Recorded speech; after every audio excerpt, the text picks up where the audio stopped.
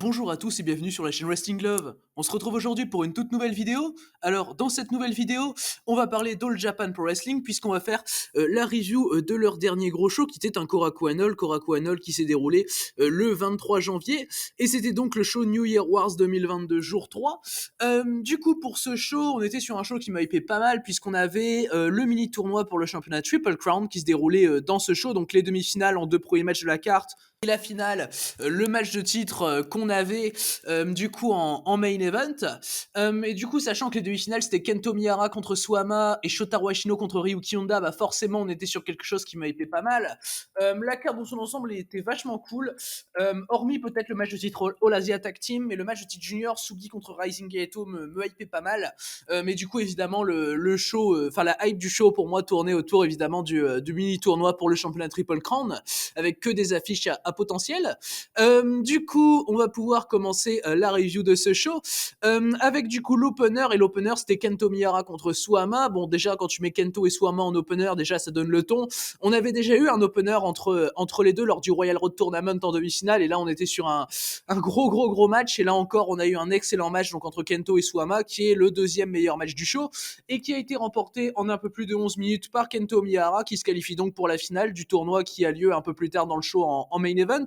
Et du coup, bah, ce match, c'est un habituel Kento contre Suama, évidemment, où les deux vont faire une excellente performance. C'est dingue comme ça paraît facile au final quand tu vois Kento et Suama catcher l'un contre l'autre.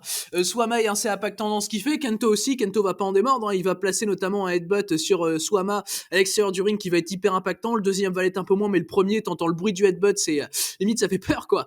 Mais ouais, Kento va être vraiment génial hein, dans ce match. Ses retours, tout est assez bien amené. Suama va être assez impactant dans ce qu'il va faire. Et puis niveau storytelling, bah on est sur un gros match également.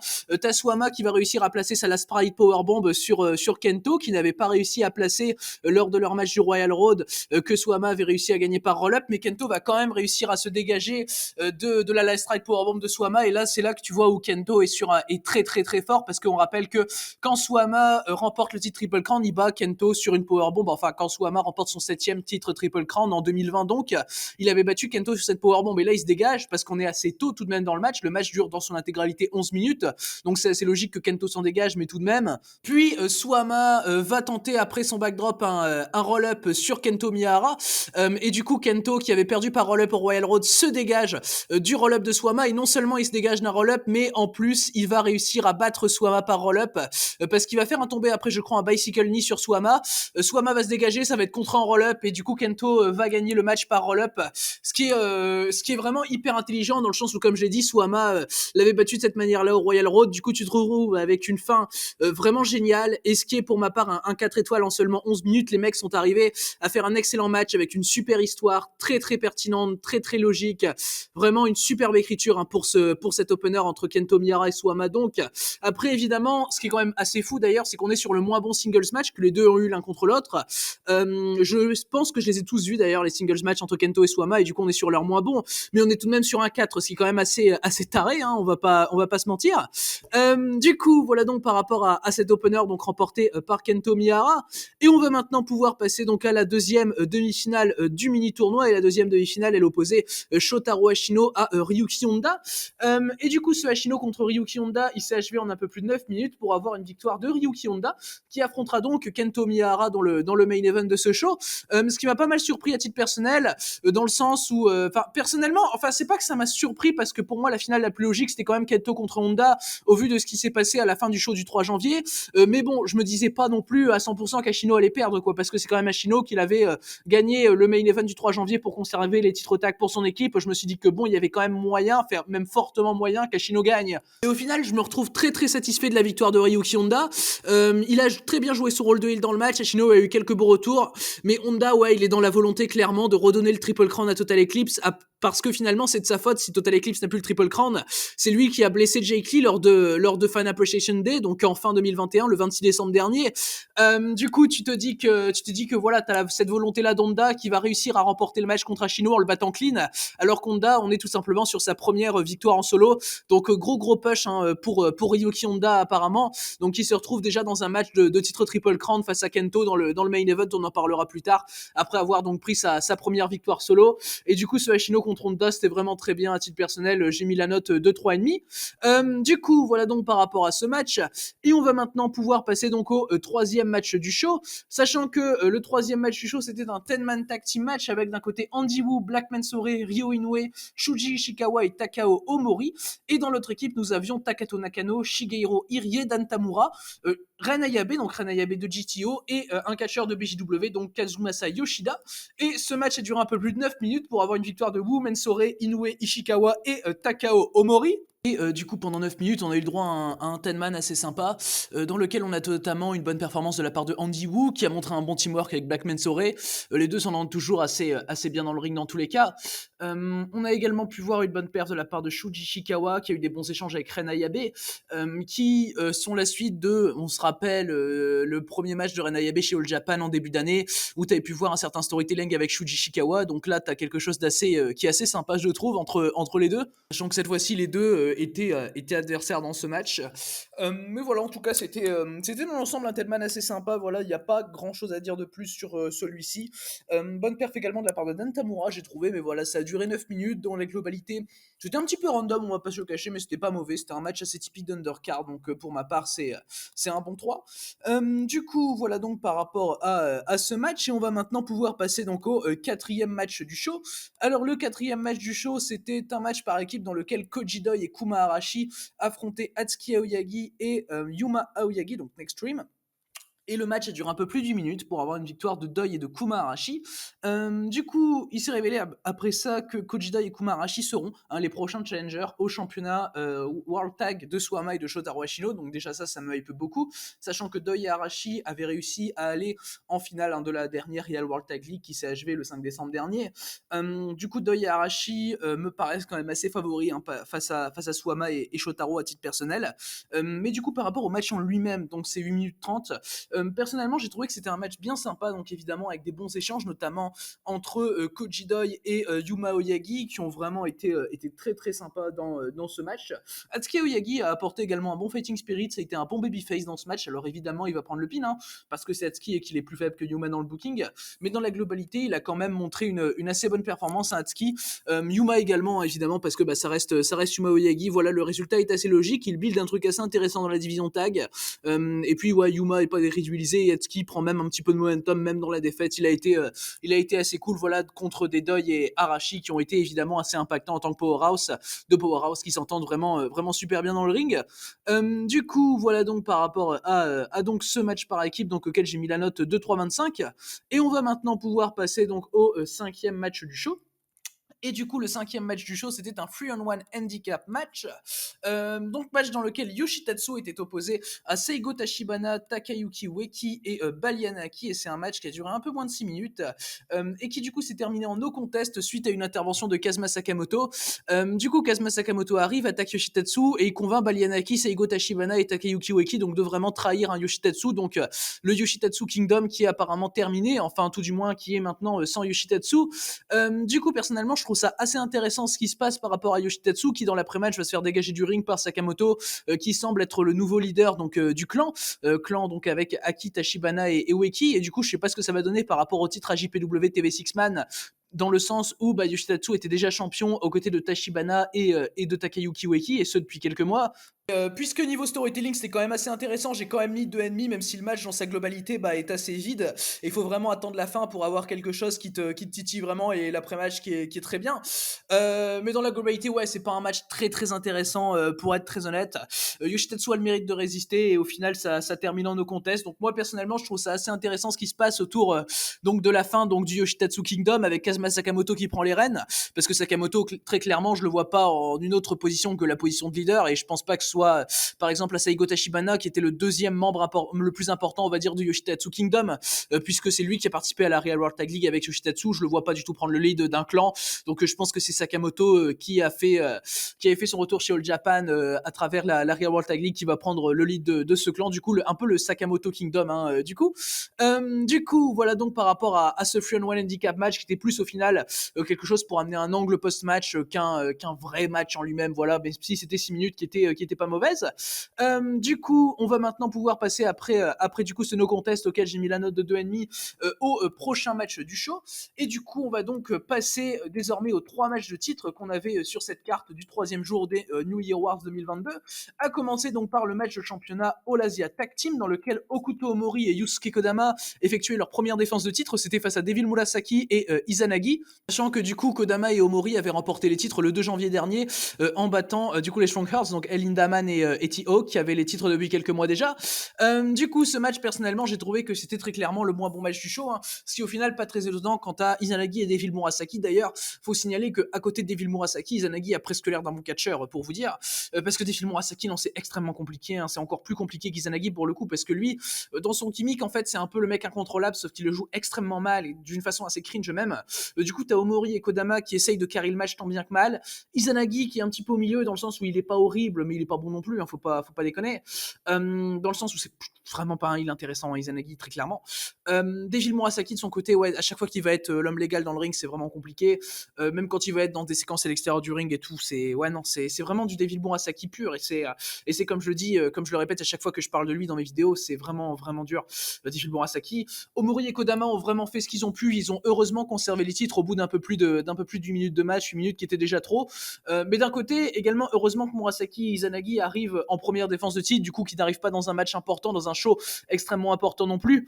Donc voilà, ça reste déjà ça, même si bon, évidemment, c'était pas un bon match. On est sur un 2,25 pour ma part, et donc sur le moins bon match du show, très clairement. Ce qui est dommage quand tu sais qu'il s'agit de matchs de titre et que, par exemple, quand tu vois certains des derniers matchs pour les titres All Asia, on n'est clairement pas sur la même qualité. T'as qu'à voir rien que le match du 2 janvier avec les Stronghearts, qui est l'un des meilleurs matchs de ce début d'année, t'as clairement un peu une différence quand même. Du coup, voilà donc par rapport à ce match de championnat All Asia Tag Team, sur lequel il n'y avait pas grand chose à dire non plus, mais Omori et Kodama qui ont donc logiquement conservé leur titre lors de cette première défense.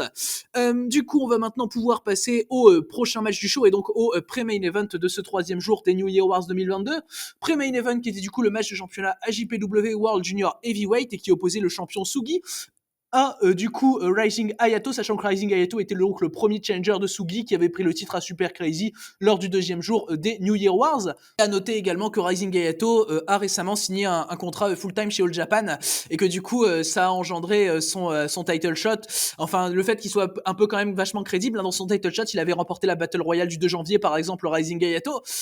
Du coup, et ce Sugi contre Rising Hayato, c'est un match qui a duré un peu plus de 12 minutes et qui a été remporté assez logiquement par Sugi, donc qui remporte sa première défense de titre, en espérant au passage que son règne dure plus longtemps que son premier règne qu'on avait eu donc en fin 2021. Et du coup, ce Sugi contre Rising Hayato, personnellement, c'est un match que j'ai trouvé très bon. Sugi il a fait un ou deux botches, j'ai trouvé. C'était un petit peu, Sugi il était pas non plus comme d'habitude, mais il reste bon parce que c'est Sugi, tout simplement. Dès le début du match, il met un très bon rythme face à Rising Hayato, un Rising Hayato qui doit être assez entreprenant, dans ce match, et qui va faire très très bien son taf. J'ai trouvé Rising Hayato personnellement, dans le sens où il se rend challenger crédible, même si c'est la première défense de Sugi.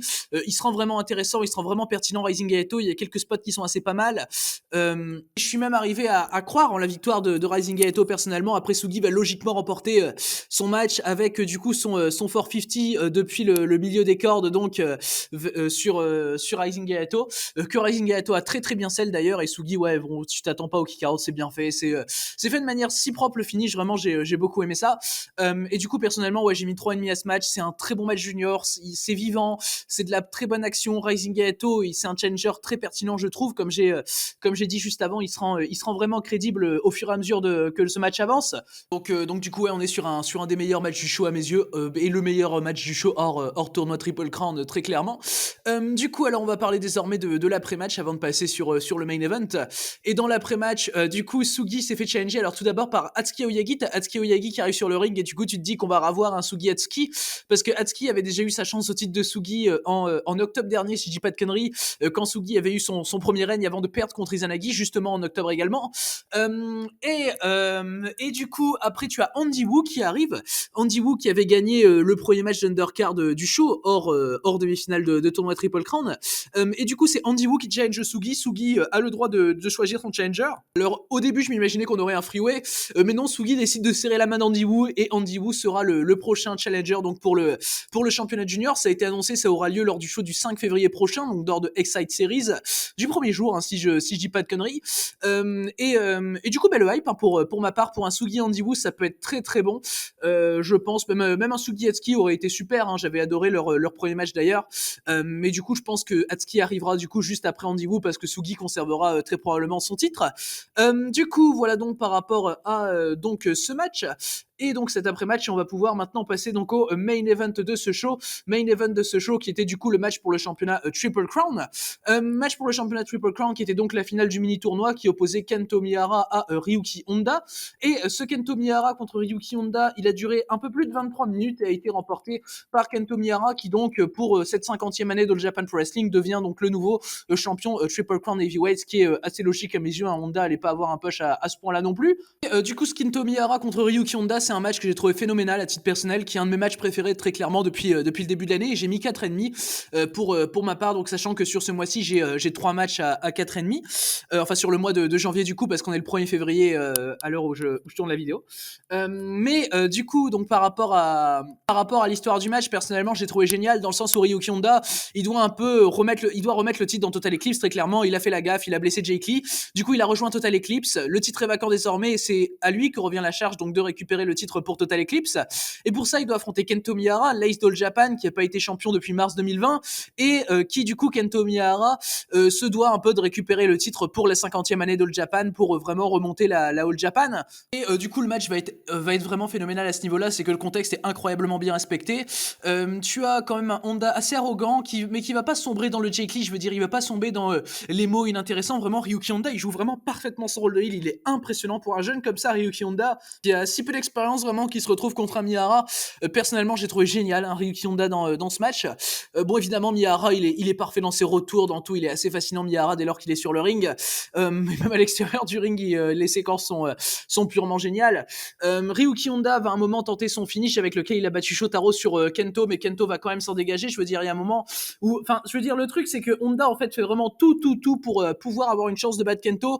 Mais au final, plus le match avance, plus les tentatives d'Honda sont nombreuses et plus Kento, au final, a vraiment aucune chance d'être battu et plus Ryuki Honda est juste en dessous de Kento. Et ce assez logiquement, malgré avoir effectué la surprise en battant Shotaro Ashino en demi. Et ça, j'ai vraiment bien kiffé ça dans ce match.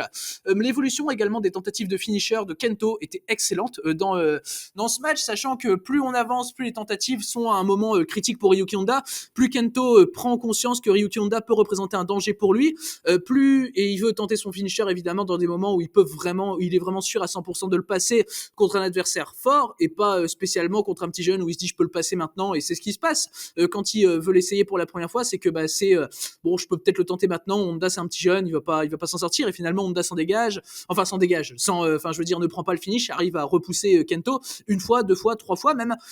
Du coup, ça, j'ai vraiment adoré ça dans le match. Et à la fin, quand il la place, c'est vraiment que Honda est cuit, peut vraiment rien faire et il est piégé en fait finalement, Ryuki Honda. Donc personnellement, j'ai trouvé ça excellent.